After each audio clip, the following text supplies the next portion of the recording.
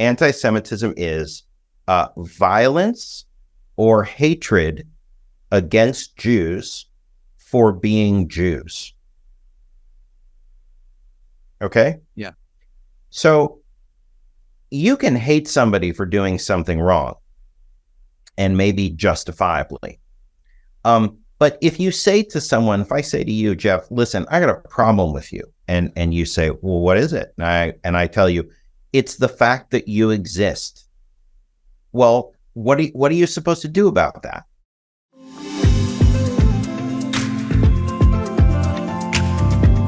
Hey friends, welcome back to the Conversations with Jewish Believers in Jesus podcast. I'm Jeff Morgan, a Jewish believer in Jesus myself, and here with us once again is Josh Sofer.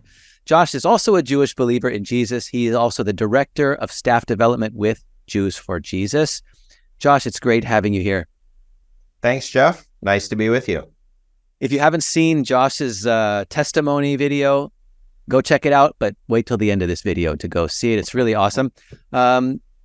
Josh, you've been involved in Bible translations. You've written articles on anti-Semitism in the New Testament and in the book of Esther, which I'm excited to hear about. You also have an amazing understanding of Jewish history, which makes you a great person to talk about on these topics of anti-Semitism and the Jewish roots. So I wanted to go over some Bible passages with you that are commonly misunderstood as being anti-Semitic. Sure. But before we get into that, why the word anti-Semitic? Why not just racism? Okay. Well, in a sense, anti-Semitism, I think, is a form of racism. That's not, wrong to say that or Right. to think that.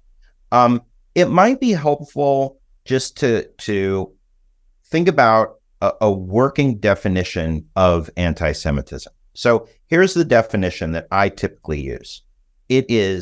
Anti-Semitism is violence or hatred against Jews for being Jews. Okay? Yeah. So you can hate somebody for doing something wrong, and maybe justifiably. But if you say to someone, if I say to you, Jeff, listen, I got a problem with you, and you say, well, what is it? And I tell you, it's the fact that you exist. Well, what are you supposed to do about that? Right. Now, what makes anti-Semitism also kind of moves in a different form is that anti-Semitism takes on a handful of different expressions that are maybe a little bit different than other forms of racism. This is why anti-Semitism is a little unique. So I'm just going to talk historically here. I think we're not quite talking about what's behind anti-Semitism, but just how it manifests, how it expresses. So typically there's four expressions of anti-Semitism. There's a religious expression, there's a social expression, there's an economic expression, and then there's kind of a power expression. So on a religious level, you might say, well, historically, Christianity has said, well, Jews killed Jesus, therefore, and we like Jesus, so Jews are bad because they killed the guy that we like, and Jews might need to be punished for that.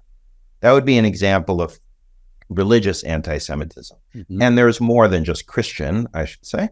The second, which is social, this is really what you saw in Nazi Germany, is that Jews are seen kind of like a cancer.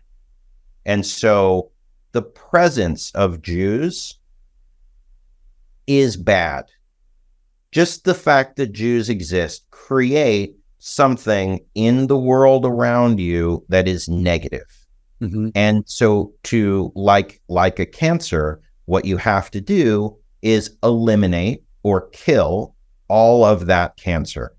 And so in Germany, they talked about Judenfrei, the land free of Jews. And this was the motivation behind that. So what they were doing in terms of anti-Semitism would probably fall into this kind of second category. And then the last two, economic and then kind of power, are similar because they both kind of revolve around this idea. The Jews are really kind of behind the economics of the world. They're controlling the banking system. They're controlling the media. They're controlling the government for a nefarious purpose. A lot of this comes out of kind of conspiracy thinking. When something isn't going well with you, well, there must be some reason. There must be some person or some group. And the Jews have often been kind of pointed to as the problem for that. And so maybe because anti-Semitism has all these different forms, it's a little bit different than just racism, if that makes sense. Yeah, it makes perfect sense. So when you shared your testimony, which I'm going to recommend once again, you were talking about how you opened up the New Testament and you found something that was completely different than what you imagined. Yet there are some verses within the New Testament that can be considered anti-Semitic. Can we touch on some of those? Sure. So there's a handful of passages in the New Testament that are, admittedly challenging. I am challenged by them. Yeah. But there's some that are pointed to as an evidence that the New Testament itself is anti-Semitic, that there's like anti-Semitism baked in to the text. Maybe the best and most commonly pointed to example of this is in the book of John, or the book of Revelation, which was also written by the same guy, John, where they talk about the Jews. And the Jews did this, and the Jews did that, and the Jews were against Jesus. And so this phrase, the Jews, which has kind of a negative sound in English at least, is evidence that the book of John is particularly anti-Semitic. I would say that might be a more of a modern reading back into an ancient text. Word for Jews is just kind of, it could be Jewish people. It could be translated in any different ways. It just means people who are Jewish. And so and it's also helpful to remember that John himself was Jewish. So the phrase the Jews probably is about the Jewish leaders, because they were all Jews. John was a Jew, Jesus was a Jew, Mary was a Jew, they were all Jews. And so when John says the Jews, he's usually referring to people who are leaders. And so I think, to be honest with you, reading that into the New Testament is probably reading something that isn't native to the text itself. Yeah. And this maybe gets to the other part of the question of whether or not the New Testament is anti-Semitic is, you could ask the question about the text. You could ask the question about, well, were there other things put into the text later on, redacted in, or are we really dealing with something that's more of an interpretation? So I think those questions are helpful to understand once you get into those questions of anti-Semitism in the New Testament. Yeah, and also historically, if you remember, if people understand that before the Holocaust and before the Inquisition, there were, and the Crusades, there were centuries of life as a believer in Jesus without these anti-Semitic uprisings against the Jewish people. Yeah, that's true. There were certainly without things at the scale of the Crusades and the Holocaust, but theologically, there was a turn against the Jewish people pretty quick. It was within the first couple of, generations of people. A famous book that was written called Adversos Judeos, Against the Jews.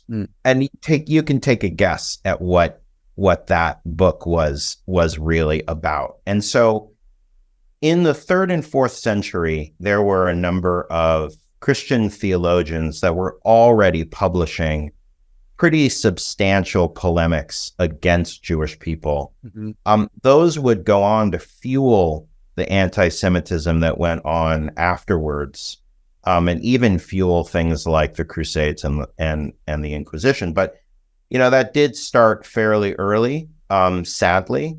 Yeah. Okay. Within the 1st century after Jesus, you really saw the kind of group of people who were in the very beginning the only ones really free from a lot of anti-Semitic language and discourse and things like that. Yeah. I like what you said about the fact that it's kind of like an in-family dispute amongst the Jewish people. You've got Jewish people calling Jewish people names, calling Jewish people out, and using these terms. And so it's very important to remember that this is an inter-family dispute between Jewish people. I like, to quote things from the Old Testament, because I think that if people are going to call the New Testament anti-Semitic, they would also have to consider the very similar passages in the Old Testament and render that as well anti-Semitic. For instance, Isaiah 1:4 says, "Alas, sinful nation, a people laden with iniquity, a brood of evildoers, children who are corrupters, they have forsaken the Lord." And this is a Jewish prophet speaking in the name of God to the Jewish people.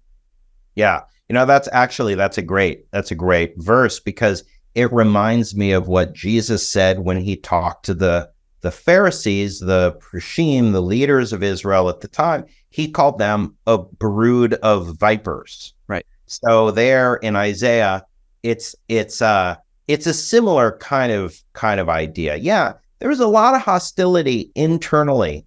The 1st century, there's a lot of groups that were kind of fighting for power, and it was kind of political, it was kind of religious, and all you got to do is look at a political candidate these days and listen to what they say about their opponent, and it can be pretty nasty. And it probably wasn't much different 2,000 years ago. That's a good point. So give us another one of those verses that people have to wrestle with regards to anti-Semitism. Well, maybe I'm just going to look at, I've got just a note here. There's maybe 2 that I would point out that are really important.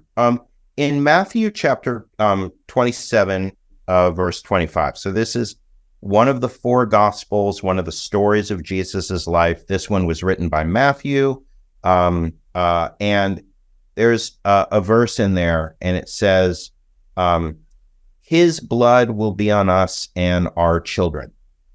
And they're talking, this is the Jewish leaders talking about the crucifixion of Jesus, and they kind of say, his blood is on us and our children. And that verse, oh man, that verse has fueled religious anti-Semitism against Jews for a long, long time. And it became violent. The Crusades would use that verse to justify killing Jews, as saying, well, you said your blood's on the hands of your children. Well, we'll prove it. And so it's a tough verse. Yeah. And to understand what's going on, I think is an important thing. And I think it's helpful to realize the context of what's going on. What's going on in there is it's a mob. They are in full-blown mob mentality. Mm-hmm. And you say things when you're in a mob, and you do things when you're in a mob, that when you're in your right mind, you think, how did I possibly do that? Maybe it's not so different than social media. You say things on social media that you wouldn't say to another person in a calm environment. So what's being recorded is this unstable mob work kind of environment. So, my guess is that Jewish leader who said that 2,000 years ago, if you would have talked to him the next week over a cup of coffee, that Jewish leader probably would have said, maybe I would have said it a little bit differently. Yeah. But in the moment, that's what he said. Yeah. Now, so when we interpret these things in the Bible, we can't just take a verse out of Isaiah or out of Matthew or another person and then basically run with it and make it say whatever we want to say. We have to read it in the context and within the understanding of what was being said. Yeah, I want to emphasize that. I have a good friend that told me, when you see a verse that you think that you're challenged by, read it with 20/20 vision. Go back 20 verses, read 20 verses before, and read that verse, then read 20 verses after, so you can get a very broad picture of what's happening. Because if you take that verse out and you use it out of context, you can definitely see how people would misunderstand it as being something that could incite anti-Semitism and against future generations of Jews as well. Yeah.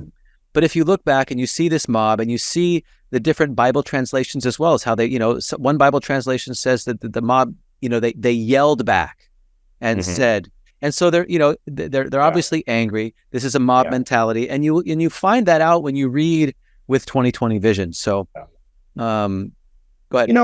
I think to be honest with you, that's such a good way of thinking, because if you really just sit down and read the narratives that are in the Bible, you read the story, you read the poems, you understand what's going on in a much, much better way.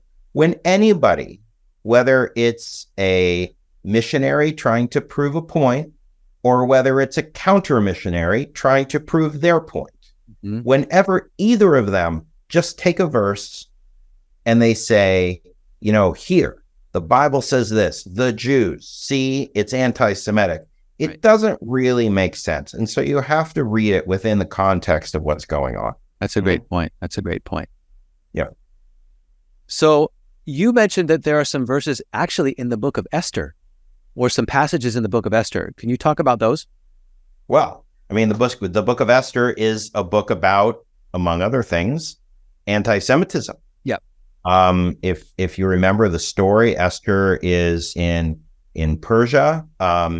Her family was the descendants of the people from exile that didn't go back to Israel and rebuild the temple as they were told. My family actually comes from the Babylonian, Iraqi, Persian Jewish community.